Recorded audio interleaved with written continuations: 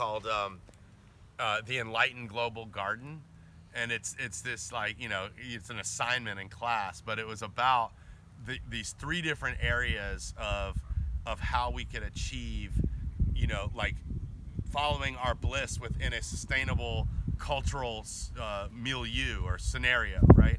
And the structure that we all would live by. And it was this fascinating, and of course I've read it over the years, but there's a series of essays kind of along that theme. But the Enlightened Global Garden, like you at 19 you graduate from high school, and then you have to spend a year kind of like Peace Corps kind of thing, and doing work and learning how, and then there's like this caring for your own yard and gardening, like in beautification, like a Japanese garden in your own living space. And then once you've done your work on certain levels, there's enough resources for you to be able to travel the world, you know what I mean? And it's paid for, and you can experience other cultures and then come back and bring that to your community, that wisdom. And it was and a global philosophy to make it all worthwhile. I mean, this is pre Thomas Berry stuff, but the fact that it was that global philosophy, you know what I mean, which is cosmology, something to hold it all together, to make it make sense, for that there's a reason to live in that particular path, and it's standardized where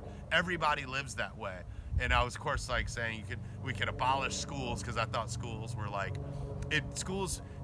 learning and training kids is one thing, but training them to destroy the planet, to just be part of the corporate system, made no sense to me when I was in high school. I was like, we need to move beyond that kind of thinking and have this cultural, awareness of what's going on around the world, experience this, and really cultivate a sustainable lifestyle within our own communities, think globally but act locally kind of stuff, but you need to go out and experience the world to be able to bring it all together. And then you have to be able to understand that's a burning star that you're looking at. Not people call it the sun and forget that it's a burning star, and that we're on a floating planet that's spinning around that at 180 million mile degree diameter, right? 180 million mile diameter around a burning star. That's what that is. And we're moving at 60,000 miles an hour right now.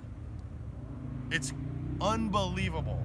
And 99% of the planet is stuck in some mainstream consciousness that forgets the fact that this is a burning star, and that we're born out of stardust, and that the earth was once molten rock and now sings operas, right? As Brian Swim says. I mean, the fact that we just miss that is just killing me. So that's why I'm hoping the next phase of